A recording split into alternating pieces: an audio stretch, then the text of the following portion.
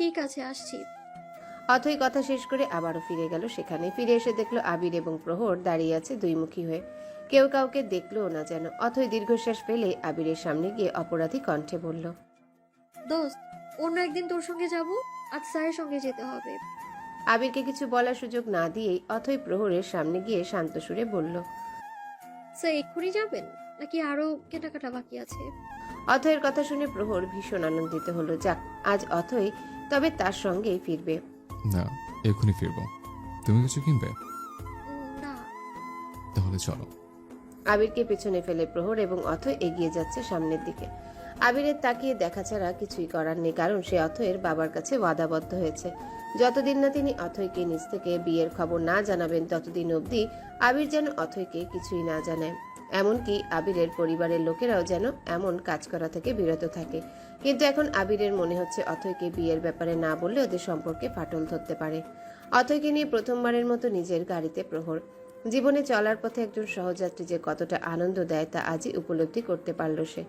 Driving এর ফাঁকে নিজের বউটাকে লুকিয়ে চুরিয়ে দেখছে আর ভীষণ আনন্দ অনুভব করছে। অথয়দের বাড়ির সামনে এসে গাড়ি থেমে যায়। অথয় এবং প্রহর দুজনাই গাড়ি থেকে নেমে বাড়ির ভেতর ঢুকে পড়ল। দরজার সামনে দাঁড়িয়ে কলিং বেল বাজাচ্ছে অথয়। পেছনে প্রহর দাঁড়িয়ে আছে। কিছুক্ষণের মধ্যেই দরজা খুলে দেয় সাবিনা। অথয়ের পেছনে দাঁড়িয়ে থাকা প্রহরকে দেখে সাবিনা খুশিতে আত্মহারা। ওদের দুজনকে ভেতরে আসতে বলে অতি দ্রুত রান্নাঘরে প্রবেশ করলো সাবিনা। অথই আগে ওর পেছনে পেছনে প্রহর ভেতরে প্রবেশ করলো। ড্রয়িং রুমে এসে অথই প্রহরকে বলল, স্যার আপনি বসুন, আমি আসছি। ওকে। অথই অতি দ্রুত ওর ঘরে চলে এলো। গোসল করা দরকার। ওয়াশরুমে গিয়ে চটজলদি গোসল শেষ করে কালো এবং লাল মিশেলে থ্রি পিস পরে নিল। ওয়াশরুম থেকে বের হয়ে মাথায় খুব ভালো করে ওড়না জড়িয়ে বেরিয়ে এলো রুম থেকে। ড্রয়িং রুমের সামনে আসতেই দেখতে পেল ওর আব্বুর সঙ্গে হেসে হেসে কথা বলছে প্রহর। অথই অবাক হলো প্রহরের আচরণ দেখে। গত 2 মাসে সে একবারও প্রহরকে হাসতে দেখেনি, কিন্তু আজ প্রহরের হাসি মাখা মুখটাকে দেখলে কে বলবে অফিসের লোকটা একেবারে ডাকাতি ভাব নিয়ে চলে, যার এক চোখ রাঙানি দেখে স্টাফরা থরথর করে কাঁপে। অথই দাঁড়িয়ে না থেকে এদিকে আয়। আসছি মা। প্রহর তখন আলফাজের সাথে কথা বলছিল। অথয়ের নাম শুনে সামনে তাকাতেই তার দুটো হার্টবিট বোধহয় মিস হয়ে গেছে। লাল কালো মিশেলের থ্রি পিস পরা মেয়েটা যে তারই, অথই প্রথমে বিশ্বাসই হচ্ছিল না। অথই যখন শাড়ি পরে থাকে তখন তাকে সুস্মিতা সেনের মতোই দেখায়, কিন্তু আজ থ্রি পিস পরনে দেখে বোধহয় অথয়ের বয়স 16তে এসে আটকা পড়েছে। অথয়ের মায়ায় সে তো কবেই আটকে গেছে। আজ বুঝি প্রেম সাগরে ডুবে ডুবে জল খাওয়া ছাড়া উপায় রইল না। নিজের চোখের দৃষ্টিকে বেহা স্বীকৃতি দিয়ে শুকনো ঢোক গিলে আলফাজের কথায় মনোযোগ দিল প্রহর। তার বেশ কিছু সময় পর অথয় এবং সাবিনা ট্রে ভর্তি নাস্তা এনে টি টেবিলের উপর রাখলো। সাবিনা আলফাজের পাশে বসলো। অথয়কে বলে দিচ্ছে প্রহরকে কি কি দিতে হবে। প্রহর মুচকি এসে সাবিনাকে বলল, আন্টি, আপনাদের স্নেহের হাত আমার মাথায় থাকুক, এটা আমি সবসময় চাই। শুধু আপনারা চান না বলে সম্ভব নয়, তাই না আঙ্কেল? প্রহরের কথায় আলফাজ স্তব্ধ হয়ে তাকিয়ে রইল। সাবিনা এই কথার মর্মার্থ বুঝতে পেরেছে। অথই কথাটা খুব স্বাভাবিক অর্থেই নিয়েছে, কারণ দুই পরিবারের মাঝে আত্মীয়তা তার জন্মের আগে থেকে। এসব কথা স্বাভাবিকভাবে একজন আত্মীয় তার আত্মীয়কে বলতেই পারে। প্রহর শুধু পুডিং খেলো। সাবিনা আরো কিছু দিতে চাইলে প্রহর মানা করে দেয়। সাবিনা হাসতে হাসতে অথয়কে ডাক দিয়ে বলে, তোর মতো প্রহরেরও কিন্তু পুডিং পছন্দ। অথয় আর চোখে তাকালো প্রহরের দিকে। ওমা, প্রহর দেখছি ওর দিকে তাকিয়ে আছে। লজ্জা পেয়ে নিজেই দৃষ্টি নত করে রাখলো। এর মাঝে আলফাজ অথয়কে উদ্দেশ্য করে বলল, আগামীকাল তোদের অফিস থেকে নাকি সবাই ট্যুরে যাচ্ছে, তুইও যাচ্ছিস শুনলাম। হ্যাঁ আব্বু, সবাই একসাথেই যাব। ঘুরবো ফিরবো, লাল পাহাড়ের দেশ থেকে ঘুরে আসবো। কথাগুলো বলার সময় অথয়কে ভীষণ উৎফুল্ল দেখায়। প্রহর অথয়কে এতটা আনন্দিত হতে কখনো দেখেনি। মেয়েটা নিজের চেহারার মাঝে সবসময় গাম্ভীর্য ভাব বজায় রাখে। গাম্ভীর্য চেহারার আড়ালে যে হাস্যোজ্জ্বল একটা মিষ্টি মনের অধিকারী বাস করে, কাউকে হয়তো টের পেতে দেয় না।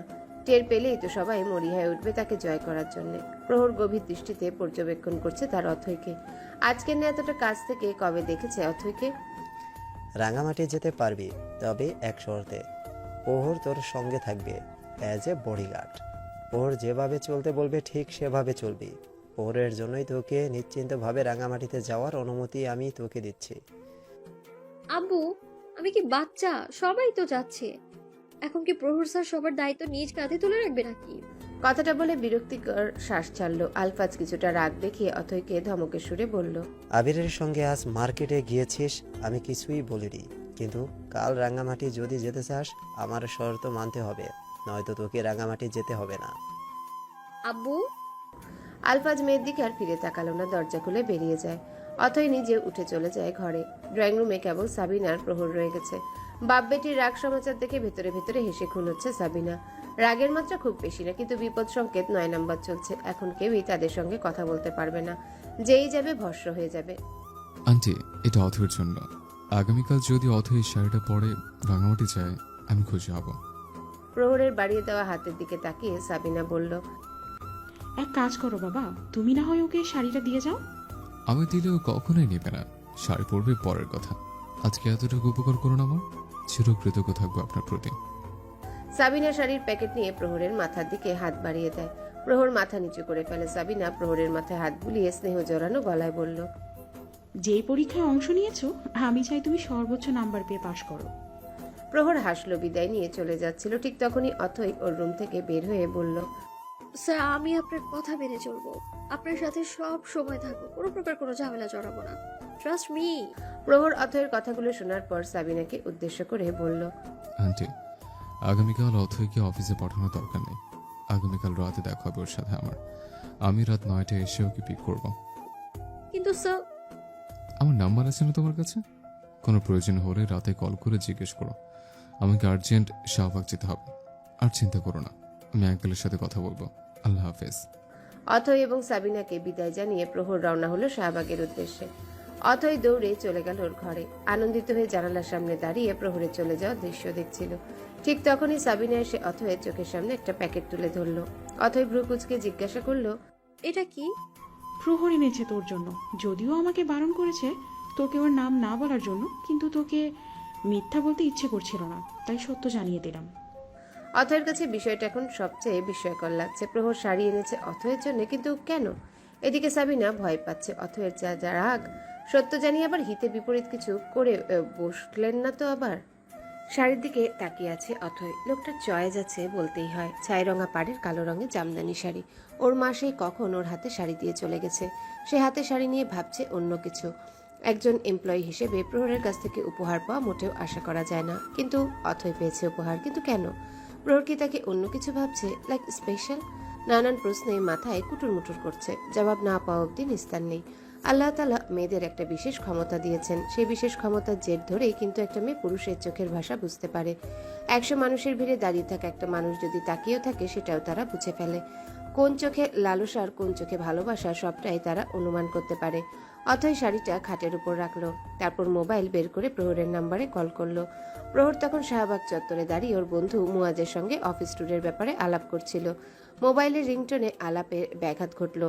প্রহর এক্সকিউজ মি বলে মোবাইল হাতে নিয়ে দেখলো স্ক্রিনে বউ নামটির সঙ্গে অথয়ের ছবি ভেসে উঠেছে। প্রহরের হৃদয়ে হুট করে প্রলয়ঙ্কারী ঝড় ওঠে। যেই ঝড় প্রহরকে কেবল নিঃশেষ করতে এসেছে। ভালোবাসা নামক ঝড়ে প্রহরের কতখানি ক্ষতি হবে জানা নেই। কপালে জমে থাকা বিন্দু বিন্দু ঘাম টিস্যুর সাহায্যে মুছে ফেললো। কল রিসিভ করে কানের কাছে ধরলো। তারপর মৃদু কণ্ঠে বলে উঠল, হ্যালো অথয়। শাড়ি কেন দিয়েছেন আমায়? অথয়ের কাটকাট গলায় বলা কথাগুলো শুনে প্রহর শুকনো গলায় জবাব দেয়, আন্টিকে আমি বারণ করেছিলাম তোমার জানাতে। মা আমাকে কখনোই মিথ্যে বলে না, আজও বলেনি। একজনের উপহার নিজের নামে চালিয়ে দেওয়া বদ স্বভাব আমার মায়ের নেই। এটা অথয়, আমার কেন যেন মনে হলো শাড়িটা তোমায় দারুণ মানাবে। কোনো কিছু না ভেবে কিনে ফেলেছে। অবশ্যই আপনি ভেবে কিনেছেন। পুরুষ মানুষ একজন নারীকে শুধু শুধু শাড়ি উপহার কেন দিবে? আপনার মনের মধ্যে কোনো অসৎ ভাবনা কাজ করছে না তো আবার আমার জন্য? ছি অথয়, তুমি আমাকে এতটা খারাপ ভাবো? আপনি কাজটাই করেছেন ওরকম। খারাপ তো অবশ্যই ভাবছি। তাছাড়া আপনার সাথে তো আমার এমন কোনো সম্পর্ক নেই যে উপহার পাবো আপনার কাছ থেকে আমি। যদি বলি আমি তোমায় পছন্দ করি, সে পছন্দের জোরে তোমাকে শাড়ি উপহার দিয়েছে, তাহলে কি বলবে তুমি? প্রহরের কথা শুনে মোবাইলের ওপাশে থাকা অথয়ের কাছে বিস্ময়কর লাগছে। আর মুয়াজ প্রহরের মুখের দিকে তাকিয়ে রইল। তার বন্ধু মোবাইলে কাকে প্রপোজ করে বসলো? তোমাকে আমার ভালো লাগে। আবার জানতে চেয়েও না কতটা ভালো লাগে, কারণ পরিমাপ করতে পারবো না তোমায় কতটা ভালো লাগে। টুট টুট। অথয় কল কেটে দিল। মোবাইলটা বুকের মাঝে চেপে ধরল। এত অস্বাভাবিকভাবে কাঁপছে কেন বুকটা? জীবনের চূড়ান্ত পরীক্ষার সময়ও তো এত অস্থিরতা, বুকে এত কাঁপন কিছুই ছিল না। প্রহর স্যারের কাছে কেনই তাকে ভালো লাগবে? সে তো স্যারের অপমান করতে পিছুপা হয় না। পারলে পুরো ঢাকাবাসীকে শুনিয়ে শুনিয়ে স্যারের বদনাম করত। সেই প্রহর স্যার তাকে কি বলল আজ? তোমাকে আমার ভালো লাগে আর কিছুই ভাবতে পারছে না অথই। মোবাইলটা ড্রেসিং টেবিলের উপরে রেখে অথই কাঁথা মুড়ি দিয়ে বিছানায় শুয়ে পড়ল। শীত শীত লাগছে। কারো মুখ থেকে তোমাকে আমার ভালো লাগে বাক্য শুনে যে গায়ে কাঁপুনি দিয়ে জ্বর আসে আজই টের পেল অথই। ভীষণ ভয় আর লজ্জা চাপড়ে ধরেছে তাকে। প্রহর মোবাইলের স্ক্রিনের উপর তাকিয়ে আছে। মুয়াজ এসে প্রহরের পাশে দাঁড়িয়ে জিজ্ঞাসা করলো, কি রে দোস্ত, তলে তলে এত কিছু, মোবাইলে প্রপোজ অব্দি করে ফেলেছিস? মুয়াজের কথায় প্রহরের মুখে অমাবস্যার আধার নেমে এসেছে। চলন্ত যানবাহনের উপর দৃষ্টি রেখে বলল,